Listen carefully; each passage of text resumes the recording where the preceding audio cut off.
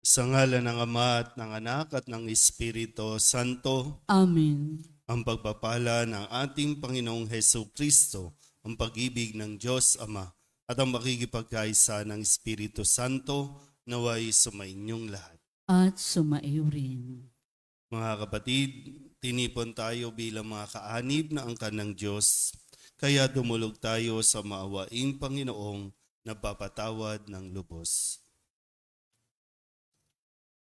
Sinugong tagapagpagaling sa mga nagsisisi, Panginoon, kaawaan mo kami. Panginoon, kaawaan mo kami. Dumating na tagapaganyayang mga makasalanay magsisi, Kristo, kaawaan mo kami. Kristo, kaawaan mo kami. Nakaluklok ka sa kanan ng Diyos Ama para ipamagitan kami.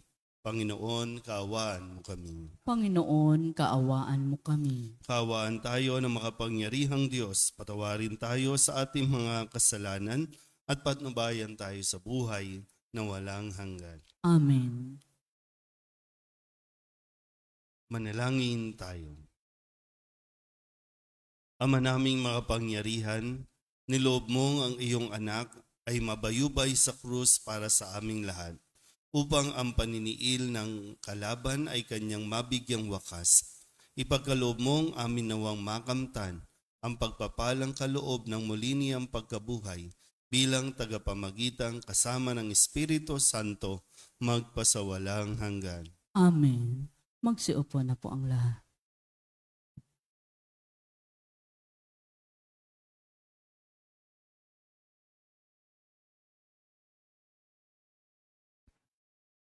Pagbasa mula sa mga gawa ng mga apostol.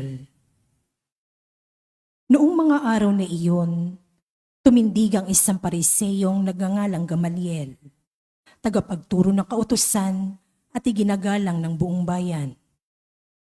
Iniutos niyang ilabas muna ang mga apostol, saka nagsalita. Mga kababayan, isipin ninyong mabuti ang gagawin sa mga taong ito. Hindi pa nagtatagal na lumitaw si Teudas na nagpanggap na isang dakilang pinuno at nakaakit ng may 400 tagasunod. Ngunit ang mapatay siya, nagkawatak-watak ang mga tauhan niya at nauwi sa wala ang kilusan. Pagkatapos lumitaw naman si Judas sa taga-Galilea noong panahon ng pagpapatala at nakaakit din ng maraming tauhan.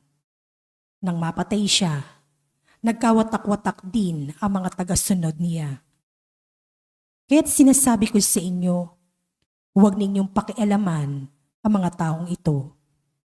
Hayaan ninyo sila. Kung ang kanilang panikala o pagpapunyaging ito'y mula sa tao, ito'y mabibigo. Ngunit kung mula sa Diyos, hindi ninyo ito masasansala at lilitaw pang lumalaban kayo sa Diyos. Napahinuhod sila sa payo ni Gamaliel. Pinapasok na muli ang mga apostol at pagkatapos si Papalo at pagbawalang mangaral sa pangalan ni Jesus, sila'y pinalaya. Galak na umalis sa mga apostol sa harap ng Sanhedrin, sapagkat minarapat ng Diyos na sila'y malagay sa kahihiyan, alang-alang sa pangalan ni Jesus. At araw-araw, nagpupunta sila sa templo at sa mga tahanan, at do'y nagtuturo at nangangaral tungkol kay Jesus, ang Kristo. Ang salita ng Diyos. Salamat sa Diyos. Salmong tugunan. Ang tanging aking mithiin, Panginooy makapiling. Ulitin po nating lahat. Ang tanging aking mithiin, Panginooy makapiling. Ang lawko'y ang puon, aking kaligtasan. Kaya walang takot ako kanino man. Sa mga panganib, kanyang iingatan. Kaya naman ako'y walang agam-agam. Tugon, Ang tanging aking mithiin, Panginooy makapiling. isang bagay lamang ang aking mithiin. Isang bagay itong sa puon hiniling. Ang ako'y lumagi sa banal na templo. Apang kagandahan niya'y mamasdan ko. At yaong patnubay niya ay mata mo.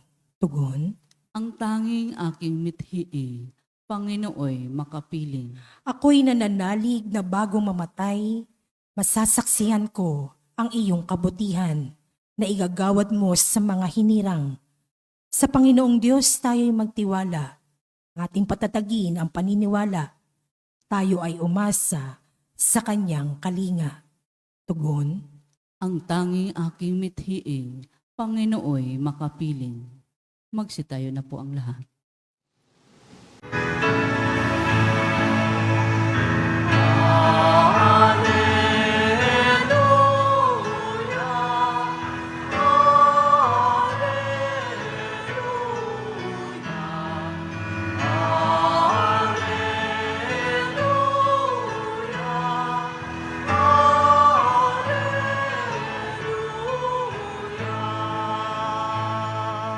Sumainyo ang Panginoon.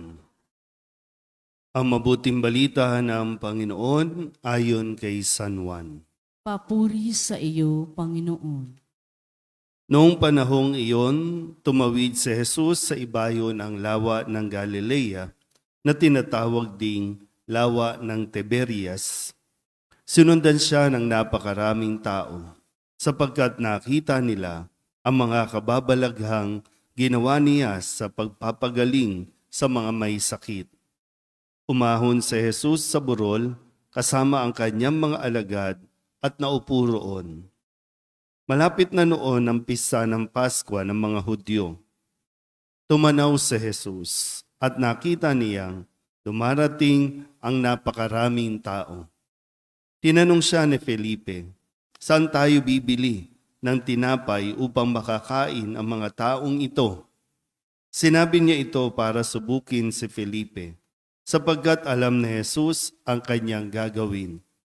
Sumagot si Felipe, "Kahit na po halagang 200 dinaryong tinapay ang bilhin ay di sasapat para makakain ng tigkakaunti ang mga tao." Sinabi ng isa sa kanyang mga alagad, si Andres, na kapatid ni Simon Pedro, "Mayroon po ritong isang batang lalaki na may dalang 5 tinapay na cebada at 2 isda. Ngunit gaano na ito sa ganyang karaming tao? Paupuin ninyo sila," wika ni Jesus. Madamo sa lugar na yaon. Umupo ang lahat. Humigit kumulang sa 5,000 ang mga lalaki. Kinuha ni Jesus ang tinapay at matapos magpasalamat sa Diyos ay pinamahagi sa mga tao. Gayun din ang ginawa niya sa isda. Binigyan ng lahat hanggat sa gusto nila. At nang makakain na sila, sinabi niya sa mga alagad, "Tipunin ninyo ang lumabis para hindi masayang." Gayun nga ang ginawa nila at nakapuno sila ng 12 bakol. Nang makita ng mga tao ang kababalaghang ginawa ni Jesus, sinabi nila, "Tunay na ito ang propetang paririto sa sanlibutan." Nahalata ni Jesus na lalapit ang mga tao at pilit siyang kukunin upang gawing hari. Kaya muli siyang umalis na mag-isa patungo sa kaburulan. Ang mabuting balita ng Panginoon. Pinupuri ka namin, Panginoong Hesukristo. Magsiupo po ang lahat. Isang magandang umaga po sa inyong lahat.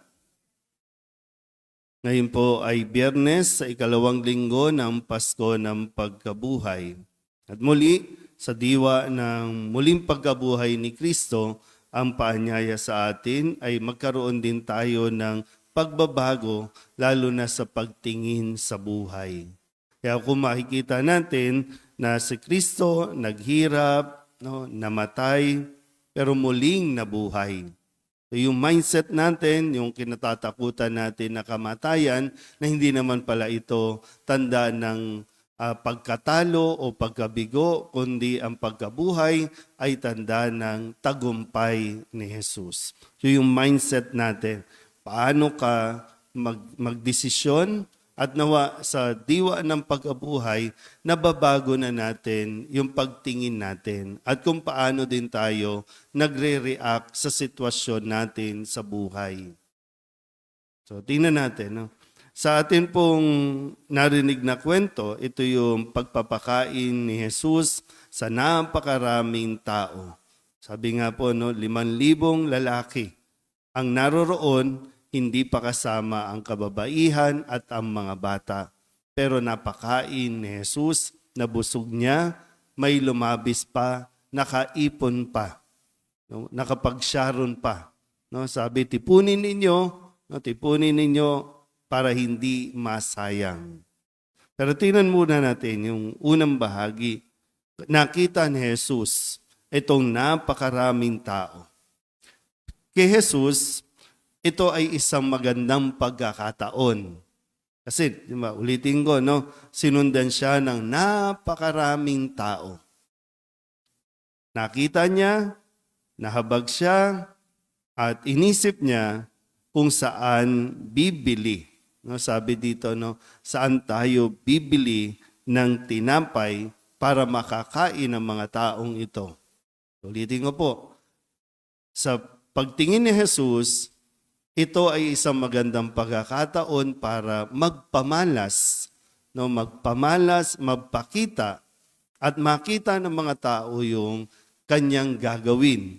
Pero mo, no, ilang pirasong tinapay. Pero sabi niya, paupuin niyo, okay.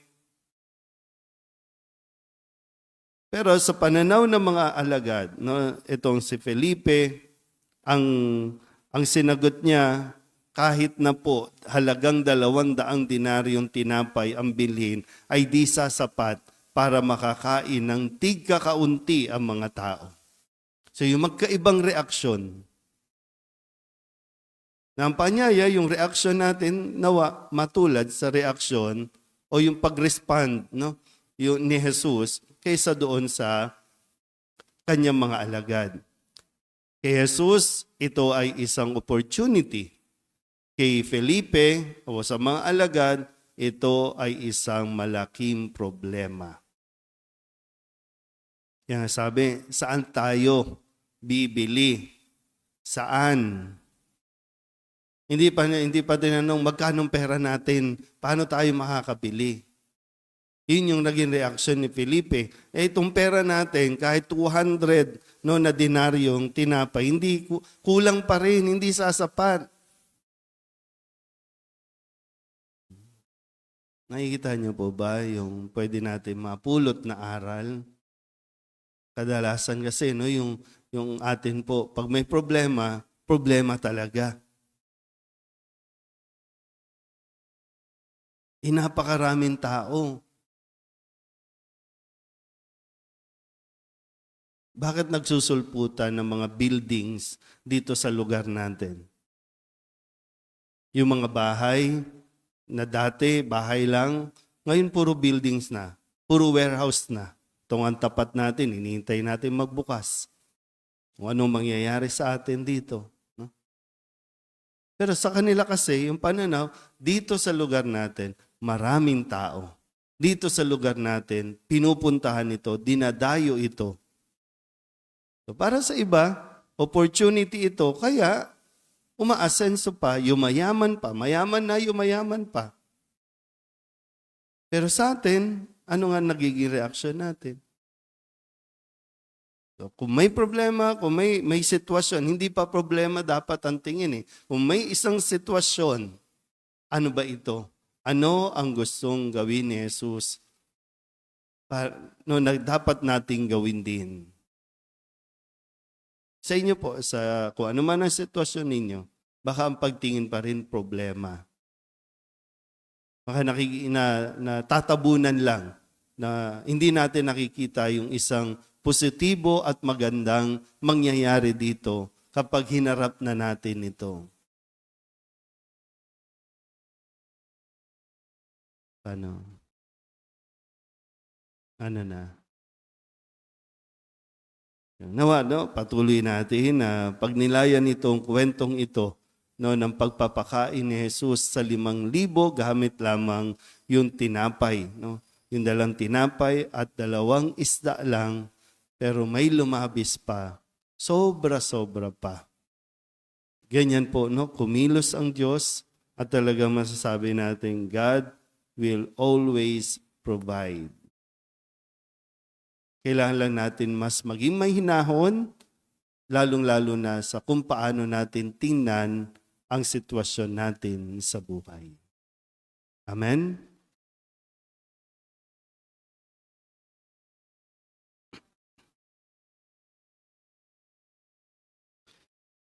Sa himala ng pagpapakain ng 5,000 tao, ipinakikita sa atin ng ating Panginoon na ibibigay ng Ama ang lahat ng ating mga pangangailangan. Hilingin natin sa Kanya ang lahat ng mabubuting bagay na may pagkakaloob niya sa atin. Ang ating pong itutugon, Panginoon, dinggin mo ang aming panalangin. Panginoon, dinggin mo ang aming panalangin.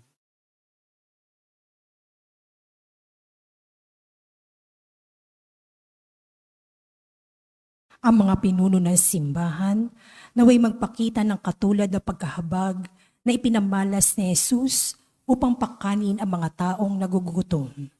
Manalangin tayo sa Panginoon. Panginoon, dinggin mo ang aming panalangin.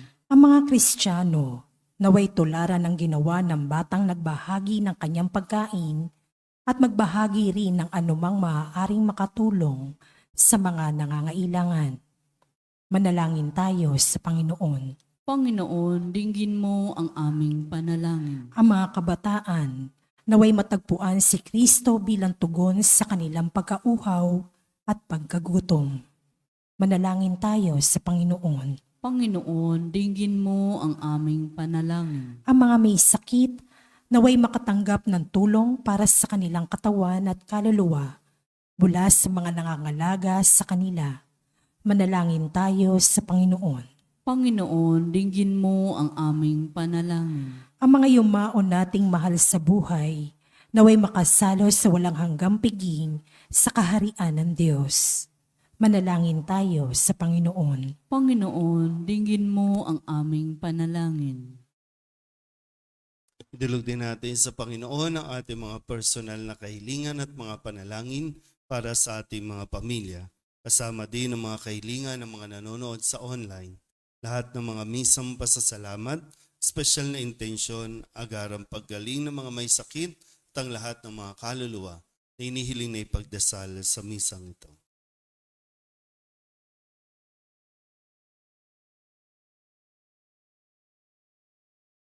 Ang lahat ng ito inihiling namin sa ngalan ni Kristong aming Panginoon. Amen. Magsiupo po ang lahat.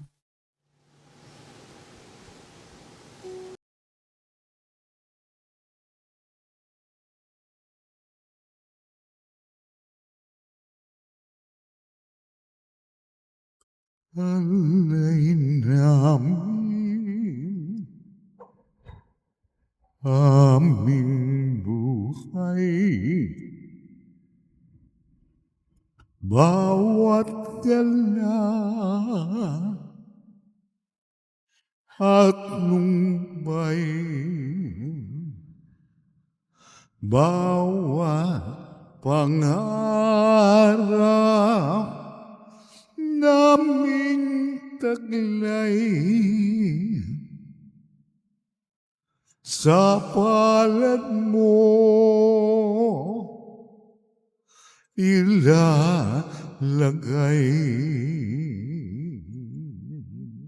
Manalangin kayo mga kapatid upang paghahain natin ay kalugdan ng Diyos amang makapangyarihan. Tanggapin nawa ng Panginoon itong paghahain sa iyong mga kamay. Sa kapurihan niya at karangalan sa ating kapakinabangan at sa buong sambayanan niyang banal. Ama naming lumikha, tanggapin mo at kalugdan ng mga alay ng iyong angkan upang sa tulong ng iyong paglingap at pagsubaybay, ang bigay mo sa aming puhunan ay hindi masayang, kundi tumubo pa ng mga kaloob mong walang katapusan sa pamamagitan ni Jesucristo kasama ng Espiritu Santo magpasawalang hanggan. Amen. Sumainyo ang Panginoon. At sumaiyo rin. Itaas sa Diyos ang inyong puso at diwa. Itinaas na namin sa Panginoon. Pasalamatan natin ang Panginoong ating Diyos. Marapat na siya ay pasalamatan. Ama naming makapangyarihan, tunay nga marapat na ikaw ay aming pasalamatan. Ngayong ipinagdiriwang ang paghahain ng Mesiyas, ang maamong tupa na tumubos sa aming lahat. Sa paghahain ng sariling buhay at sa pagkabuhay ng anak mong mahal, nabuksang ganap ang iyong tahanan at kaming pinaghaharian mo'y naging kasambahay. Sa pagkamatay niya sa krus, nalupig ang kamatayan. Sa kanyang pagkabuhay, naging buhay siya ng tanan. Kaya kaysa ng mga anghel nagsisiawit ng papuri sa iyo na walang humpay sa kalangitan, kami nagbubunyi sa iyong kadakilaan.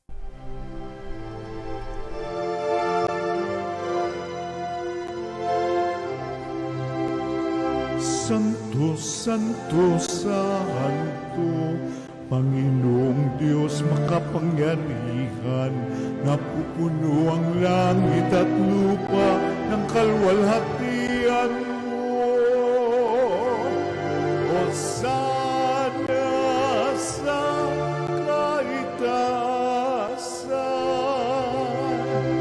pinagpalang na paririto sa ngalan ng Panginoon.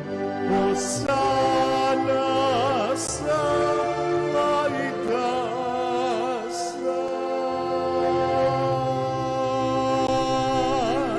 Ama naming banal, ikaw ang bukal ng tanang kabanalan, kaya't sa pamamagitan ng iyong Espiritu, gawin mong banal ang kaloob na ito upang para sa aming maging katawan at dugo ng aming Panginoong Hesu Kristo. Bago niya pinagtiis ang kusang loob na maging handog, hinawakan niya ang tinapay, pinasalamatan kaniya, pinaghati-hati niya iyon, iniabot sa kanyang mga alagad at sinabi, "Tanggapin ninyong lahat ito at kanin, ito ang aking katawan na ihahandog para sa inyo."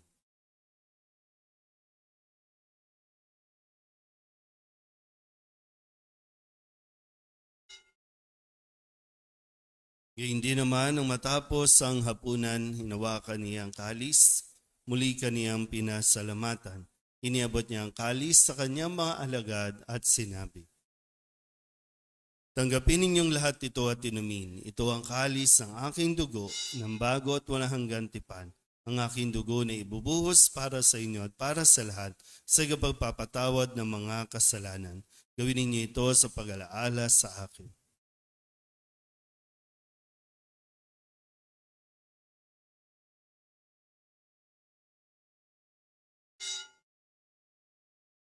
Ipagbunyi natin ang misteryo ng pananampalataya. Si Kristo'y namatay, si Kristo'y nabuhay, si Kristo'y babalik sa wakas ng panahon. Ama, ginagawa namin ngayon ang pag-alaala sa pagkamatay at muling pagkabuhay ng iyong anak, kaya tiniaalay namin sa iyo ang tinapay na nagbibigay buhay at ang kalis na nagkakaloob ng kaligtasan.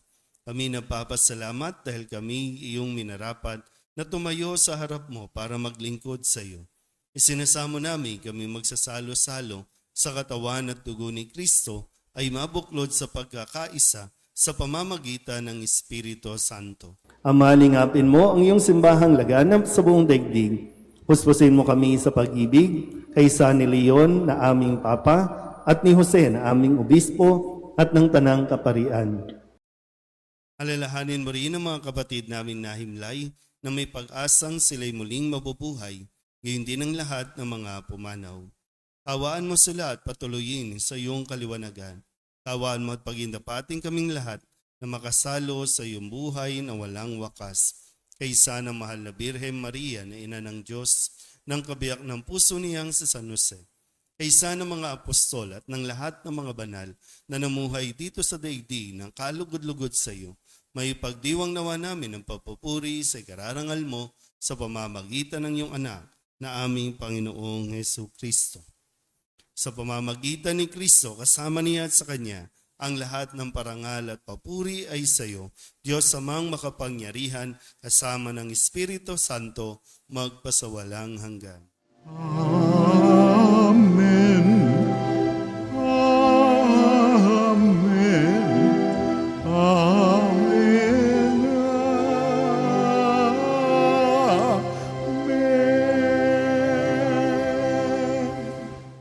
pagpili ng mga nakagagaling na utos at turo ni Jesus sa Panginoon natin at Diyos, ipahayag natin ang lakas loob.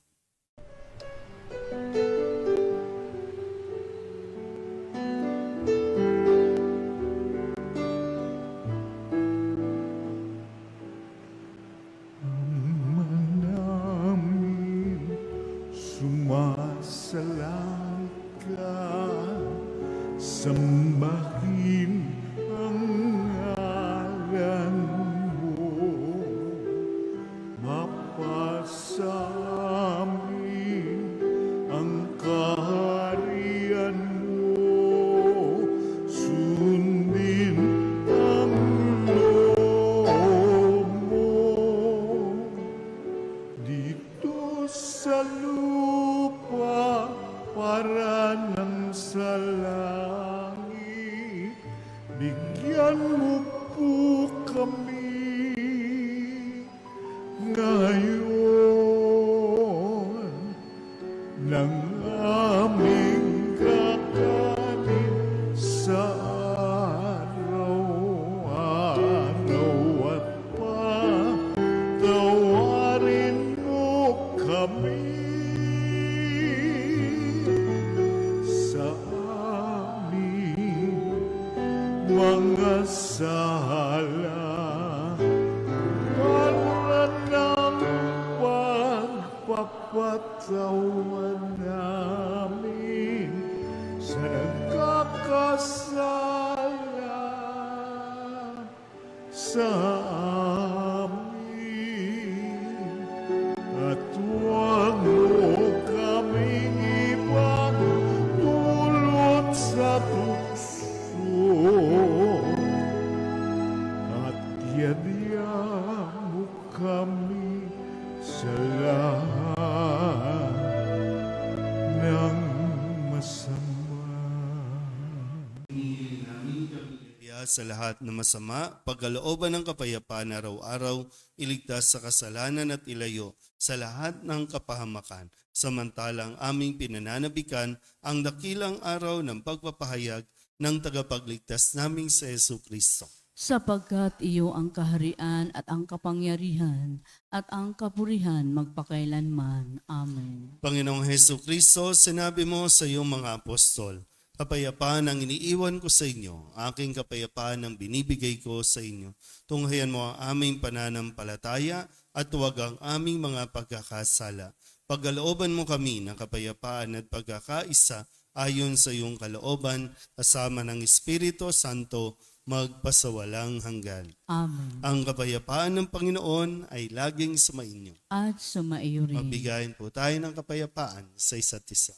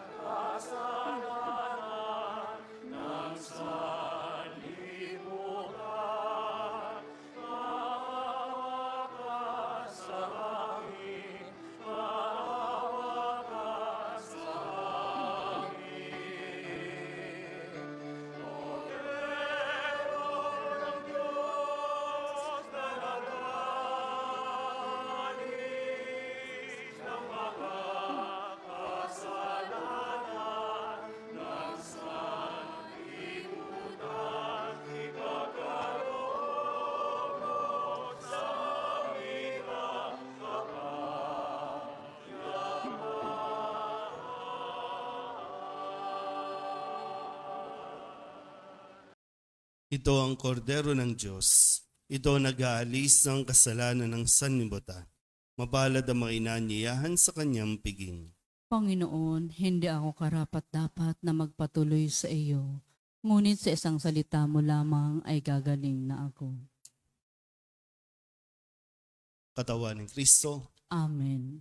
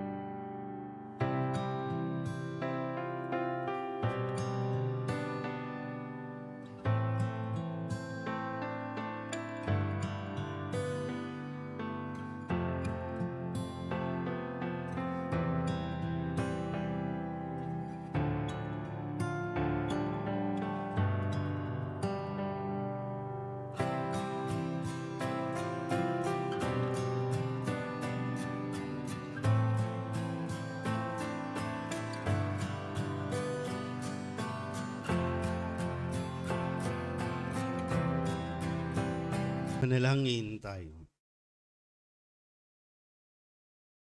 Ama naming mapagmahal, ipagpatuloy mo ang iyong matapat na pagsubaybay sa iyong mga dinudulutan ng kaligtasan upang ang mga ipinagpakasakit na sagipin ng iyong anak ay makinabang sa pagkabuhay niyang nagbibigay galak sa pamamagitan niya kasama ng Espiritu Santo magpasawalang hanggan. Amen. Sumainyo ang Panginoon. At sumaiyo rin. At pagpalain kayo ng makapangyarihang Diyos, Ama at Anak, Espiritu Santo. Amen. Tapos ng banal na misa, humayo tayo sa kapayapaan ni Kristo. Salamat sa Diyos. Magandang umaga po.